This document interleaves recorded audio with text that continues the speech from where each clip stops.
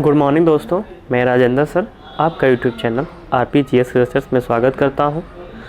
दोस्तों, आज हम लोग संविधान के लगभग महत्वपूर्ण 20 क्वेश्चनों पर बात किया जाएगा। तो आइए शुरुआत करते हैं। मेरे भाई, जो पहला क्वेश्चन है वह है मूल अधिकार कहां से लिया गया है। आपका ऑप्शन है अमेरिका, ब्रिटेन, कनाडा, जापान। मूल अधिकार को मौलिक अधिकार भी कहते हैं। ये कहाँ से लिया गया मेरे भाई? तो आपका अमेरिका देश के संविधान से लिया गया है। और आप लोग को पता भी होगा, विश्व का प्रथम लिखित संविधान किस देश का है? तो अमेरिका का है। ठीक है। ब्रिटेन, देखिए, अब अगर क्वेश्चन यहाँ पे ऐसे पूछ दे, मूल अधिकार का उदय मतलब जन्म, मूल अधिकार का जन्म कहाँ हुआ है? तो तब क्या हो जाएगा? ब्रिटेन। मूल अधिकार का जन्म कहाँ हुआ है? तो ब्रिटेन में हुआ है।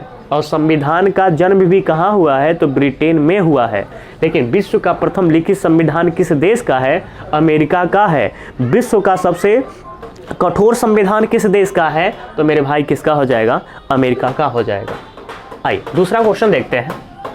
दूसरा क्वेश्चन है मेरे भाई, मूल अधिकार है मतलब जो मूल अधिकार है किस अनुच्छेद से किस अनुच्छेद तक है? अनुच्छेद 1 से 4 तक है, अनुच्छेद 5 से 11 तक है, अनुच्छेद 12 से लेकर 35 तक है, अनुच्छेद 36 से 51 तक है। तो मेरे भाई, जो मूल अधिकार है वह आपके है 12 से लेकर 35 तक। कहाँ तक है? 12 से लेकर 35 तक है। 1 से 4 में क्या है? तो संघ और उसका राज्य क्षेत्र, भाग 1 का जो उल्लेख है वह है आपका अनुच्छेद 1 से लेकर 4 तक। जो भाग 2 में है वह क्या है? आपका नागरिकता। और नागरिकता किस अनुच्छेद से किस अनुच्छेद तक है? तो अनुच्छेद 5 से लेकर 11 तक है। भाग 3 में क्या है? भाग 3 में है मूल अधिकार या मौलिक अधिकार। वह कहाँ से कहाँ तक है? तो अनुच्छेद 12 से लेकर 35 तक है। और आपका जो डी ऑप्शन है वह कहता है कि अनुच्छेद 36 से जो 51 है वह भाग 4 में है, और जिसको हम कहते हैं राज्य के नीति निर्देशक तत्व। और राज्य के जो नीति निर्देशक तत्व है वह आपका आयरलैंड देश के संविधान से लिया गया है। आइए तीसरे क्वेश्चन पे बात करते हैं। तीसरा क्वेश्चन मेरे भाई बोल रहा है कि मूल अधिकार का संबंध है किससे है, किस भाग से है? अभी बताएं, ऊपर बताएं ना मेरे भाई। भाग 1 से क्या है? संघ और उसका राज्य क्षेत्र। भाग 2 में क्या है? भाग 2 में नागरिकता है। भाग 3 में क्या है? तो भाग 3 में मूल अधिकार या मौलिक अधिकार है। और भाग 4 में क्या है? राज्य के नीति निर्देशक तत्व है। आइए चौथा हम लोग देखते हैं, चौथा क्या कहता है।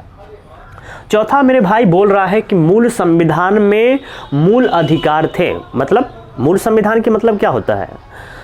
हमारा संविधान बनकर जब तैयार हो गया था उसमें मूल अधिकार कितने थे? उसको हम मूल अधिकार बोलते हैं। ठीक है। तो मूल संविधान में मूल अधिकार थे, कितने थे? 7 थे, 6 थे, 10 थे, 11 थे। तो मेरे भाई, चौथा का जो हमारा ऑप्शन है वह क्या सही है? 7 सही है।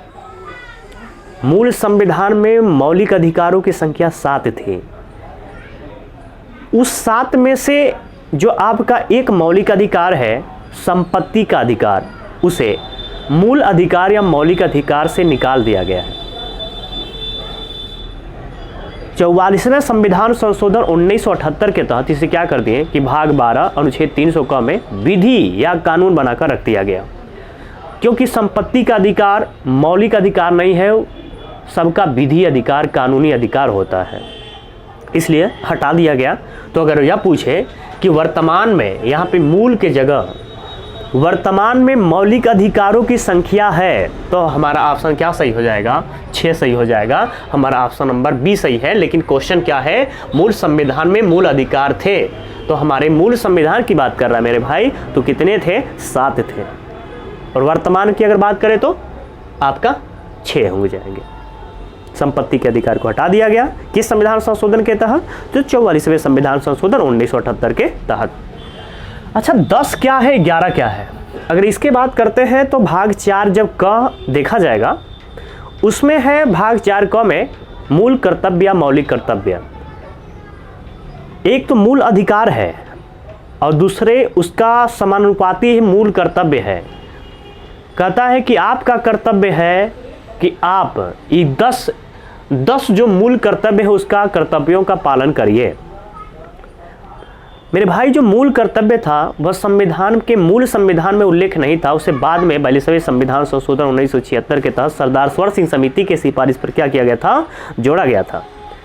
और जब जोड़ा गया था तो मूल कर्तव्यों की जो संख्या थी वह कितनी थी, 10 थी। यह इंपॉर्टेंट क्वेश्चन बन सकता है कि मूल कर्तव्य मूल संविधान में कितने थे, जब जोड़ा गया तब की बात कर रहा है, नहीं कि मूल संविधान की बात कर रहा है।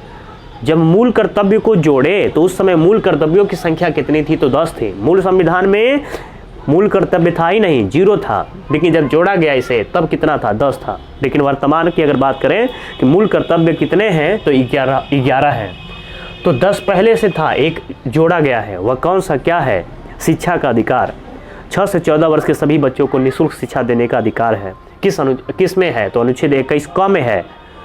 और वही हमारा जो अनुच्छेद 21 क है वह मूल कर्तव्य है।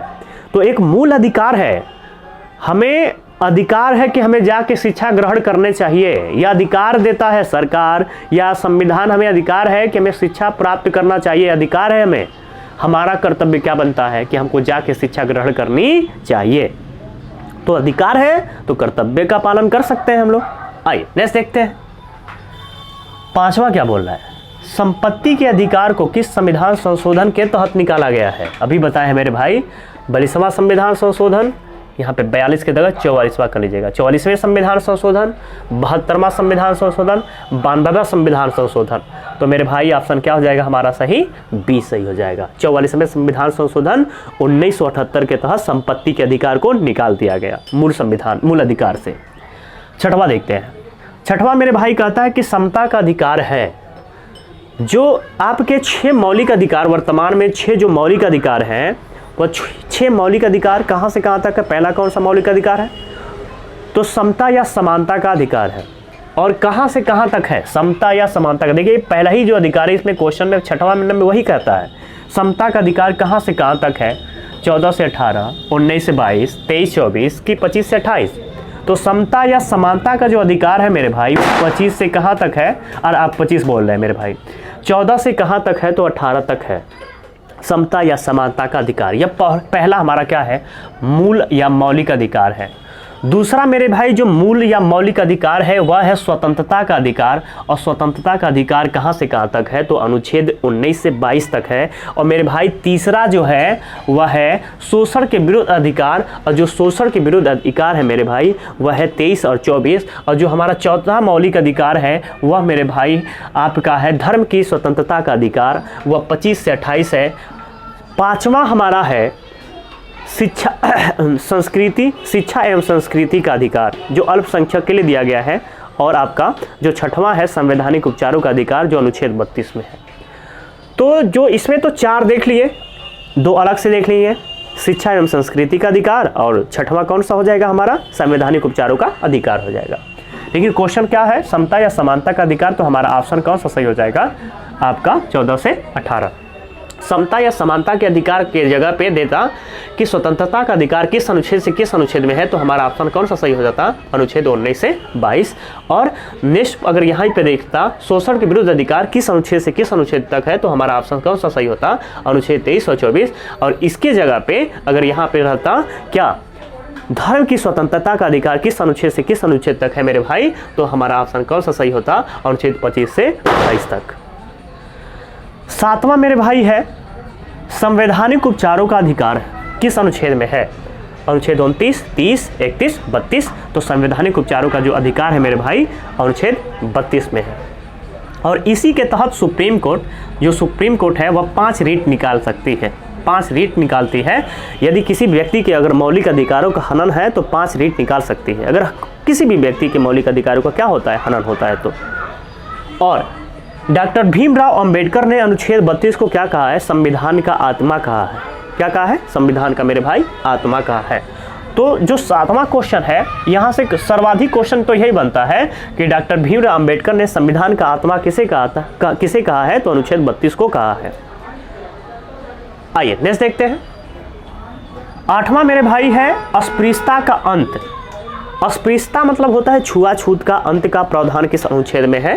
तो छुआछूत, किसी व्यक्ति से आप छुआछूत से बर्ताव करते हैं, आप उच्च जाति के हैं, कोई व्यक्ति निम्न जाति का है, आप उससे यह कहते हैं कि तुम निम्न जाति का हो, तुम उसे टच न करो, ऐसे अगर कोई ऐसे जो व्यक्ति अगर कर रहा है वह आपके मौलिक अधिकारों का हनन कर रहा है, उसको दंड देने का प्रावधान है। अनुच्छेद 17 के तहत उसे 6 माह की कारावास हो सकता है, उसे जुर्माना लग सकता है या दोनों से दंडित किया जा सकता है।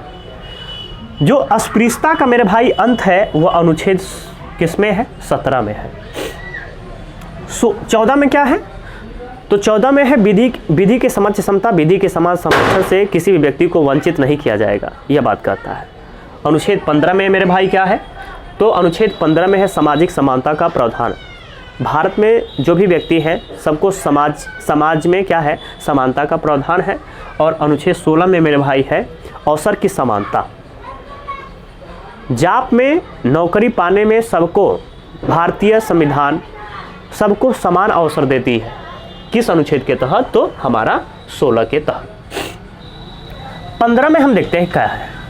15 में कहता है कि बच्चों के शोषण के विरुद्ध अधिकार है। कहता है तो बच्चों के शोषण के जो विरुद्ध अधिकार है किस अनुच्छेद में है? अनुच्छेद 23 में है, अनुच्छेद 24 में है, 25 में है, 26 में है। तो मेरे भाई बच्चों के शोषण के विरुद्ध अधिकार हमारा किस में हो जाएगा? 24 में हो जाएगा। किस में? 24 में। थोड़ा सा 23 पे देखते हैं क्या है, 24 25 देखते हैं, फिर 26 देखते हैं। 23 कहता है मानव दुर्व्यापार व बलात्श्रम का अंत।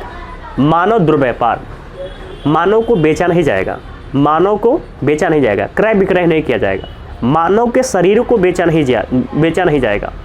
कोई भी व्यक्ति आपसे जबरदस्ती काम नहीं ले सकता है। यह सबका प्रावधान किस अनुच्छेद में है? अनुच्छेद 23 में। 24 में जो क्वेश्चन का जो हमारा आंसर सही है उससे क्वेश्चन क्या बन सकता है?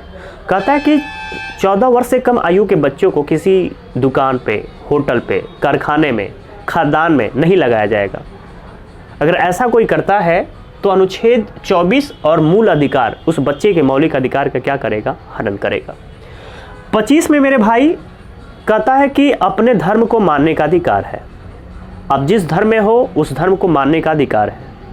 अपने धर्म के अनुसार प्रचार करने का अधिकार है। आप जिस धर्म में हो उस धर्म में क्या कर सकते हो? प्रचार कर सकते हैं। अपने धर्म का आचरण करने की स्वतंत्रता है। आप जिस धर्म के हो उस धर्म में आप जो भी पूजा पद्धति अपनाई जाती है उसको अपना सकते हो। एक लास्ट इसमें वर्ड करता है अंतःकरण की स्वतंत्रता है। मरने के बाद जो भी आपकी पद्धति है, दफनाया जाना या आपका जल प्रवाह कर देना या अग्निदाह करना, यह सब कुछ अधिकार अनुच्छेद 25 में दिया है। और सबसे अच्छी बात कहता है इसी में धर्म परिवर्तन करने की बात कहा गया है।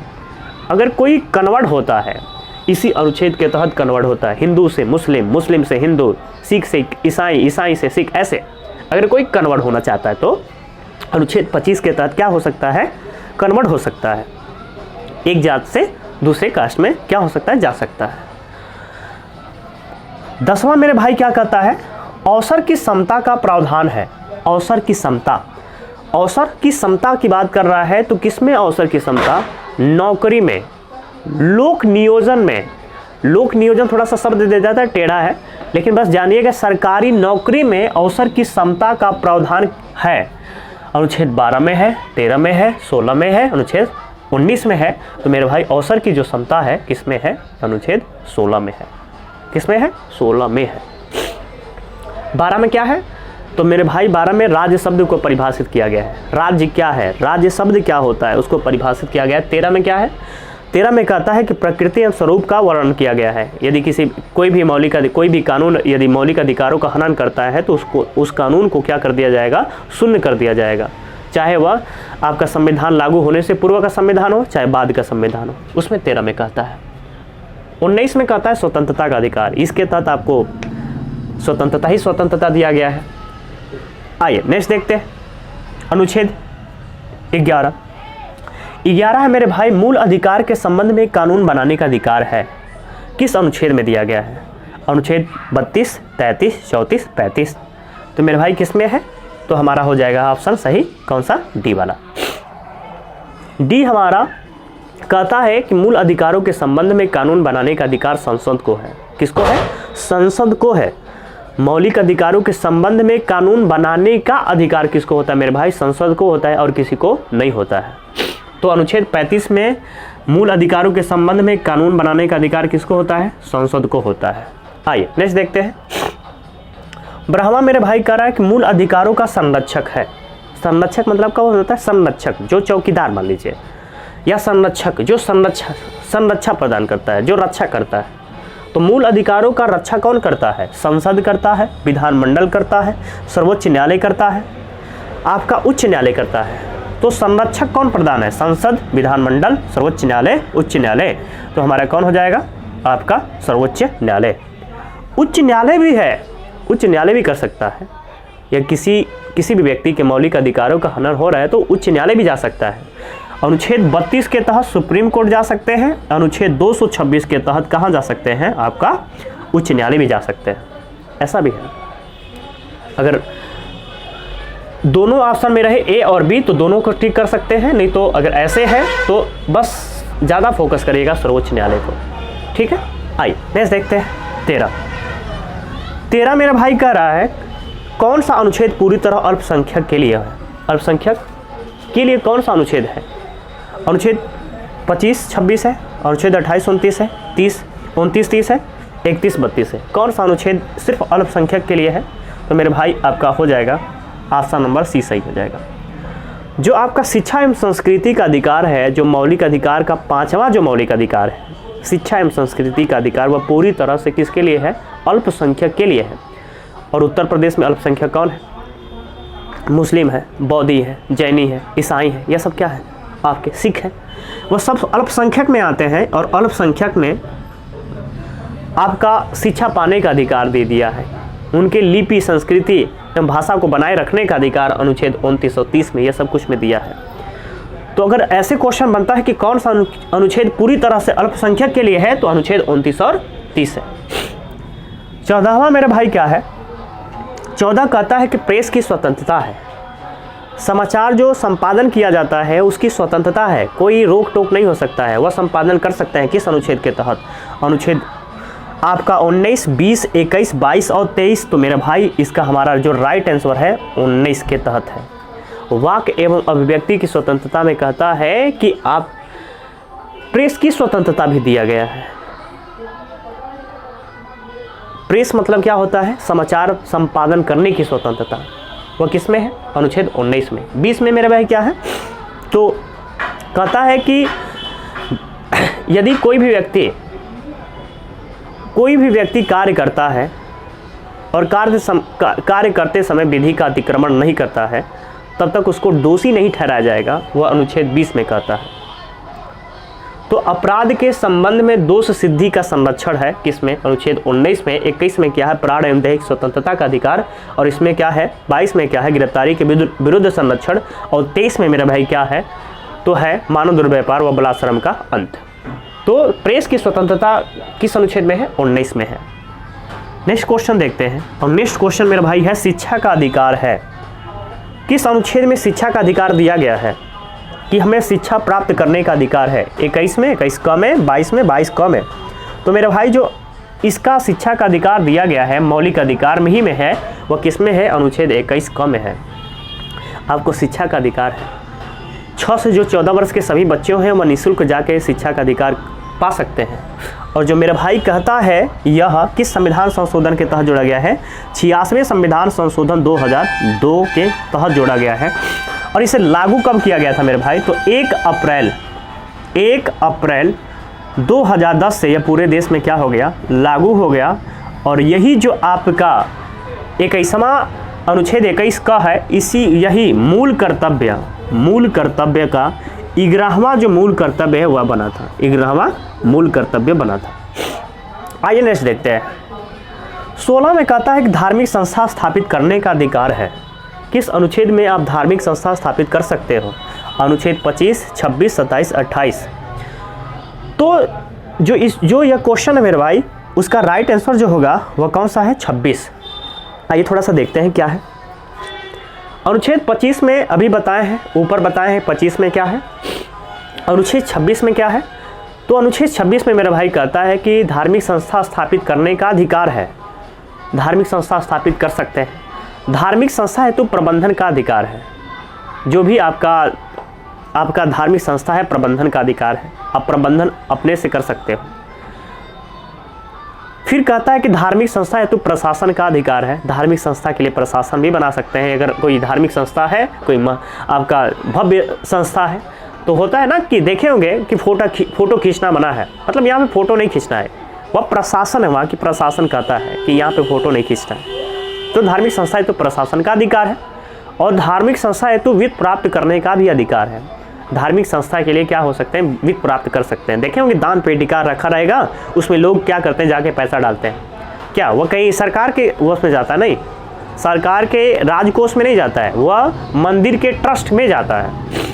और कहता है यह किसका? जो आपका जो भी धर्म के नाम पे लिया गया आपका वित्त व्यवस्था वित्त होता है, उस पर टैक्स नहीं लगता है। किस अनुच्छेद के तहत? 27 के तहत। जो भी आपका वित्त जो प्राप्त हो रहा है मंदिरों से, जो भी पैसा दान पेटिका में पड़ता है, उस पर टैक्स नहीं लगता है, टैक्स फ्री होता है मेरे भाई। अनुच्छेद 28 में क्या है? तो 28 में कहता है धार्मिक संस्था शिक्षण संस्थान में धार्मिक शिक्षा देने के प्रावधान किया गया इसमें। नेक्स्ट देखते हैं 17वां। और मेरा भाई 17वां है संपत्ति का अधिकार था। संपत्ति का जो अधिकार था वह किस अनुच्छेद में था मेरे भाई? अनुच्छेद 30 में, अनुच्छेद 31 में, अनुच्छेद 32 में, अनुच्छेद 33 में। तो मेरे भाई जो आपका संपत्ति का जो अधिकार था वह किस में था? तो आपका 31 में था। लेकिन इसे समाप्त कर दिया, अब है नहीं। यह अनुच्छेद 300 क में है संपत्ति का अधिकार। ऊपर देखें मेरे भाई। चलिए नेक्स्ट देखते हैं आपका 18 क्या कहता है? उपाधियों का अंत का प्रावधान है। किस अनुच्छेद के तहत उपाधियों का अंत कर दिया गया है? अनुच्छेद 17, 18, 19, 20। तो मेरे भाई उपाधियों का अंत है अनुच्छेद 18 में। किस में है? अनुच्छेद 18 में है।